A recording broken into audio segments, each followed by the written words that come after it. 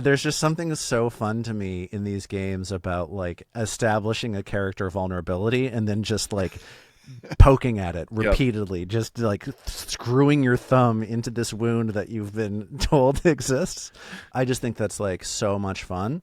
Totally. Um, Yeah, I love the that. yeah, And that's been Istin's story since day one. He shows up, he thinks he's knows, very much like Albert and the Star Watch. He showed up and thought he was yeah, like, I'm a pro, I've done this, like I know what I'm doing here, and just like got totally overwhelmed and yeah, yeah, knocked down on his ass over and over, and then had to be like, yeah. oh, yeah, I got to process this. I got to work on things here. So, yeah, I love that, and it's like I thought you sort of closed the loop there on that narrative. Very Yeah.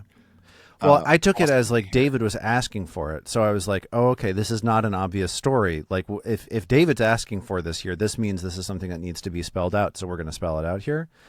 I'm also trying to like, now that we're basically like nearly all of the Star Watch is rescued, like one thing I'm trying to do is I'm trying to defend against, I'm trying to create a thematic defense against the logistical question of why in these games, why do you have to send like a bunch of player characters down into a dungeon to solve a problem? Why can't you just call the police? Why can't Right. you just like get somebody who's more powerful than you are, have them show up and take care of the problems? Why does this ever fall in the hands of like a ragtag group of adventurers when the adventurers could just call for help and then not and then you just not play the game, right? Totally. Yeah. So like part of what I'm trying to do with this narrative is like establish an answer to that question, which is like when you call for help, it's just people who professionally know how to do help, and they are blinded to the realities of the place that they're coming into. They're not from this community. They don't understand what the people here are like.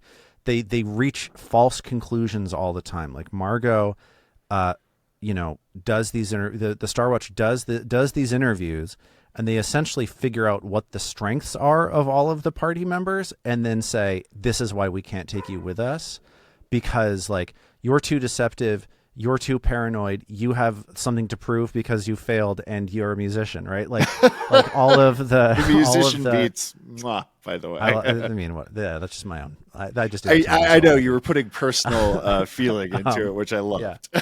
yeah.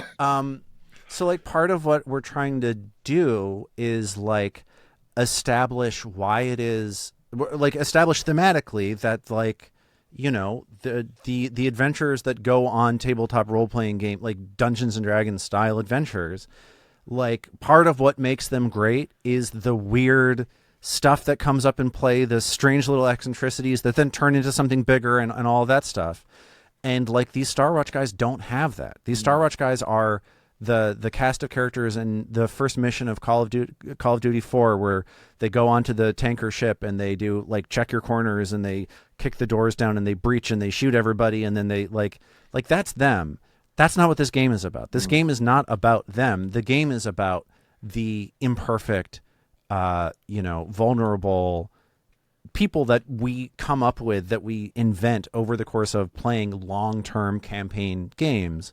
Mm. So I was trying to highlight in Margot's like answer to this question why it is that Margot simply doesn't get it. She doesn't understand. She'll never understand. So stop calling for help, because the more equipped people in the big city, that's not the kind of story that we're telling. That's not what we're doing here. Right. That's never been what we're doing here when we play games. And so part of like that's part of I think what we're doing with this Star Watch deal. That makes total sense to me. And oftentimes, I'm thinking particularly of the film The Rock here.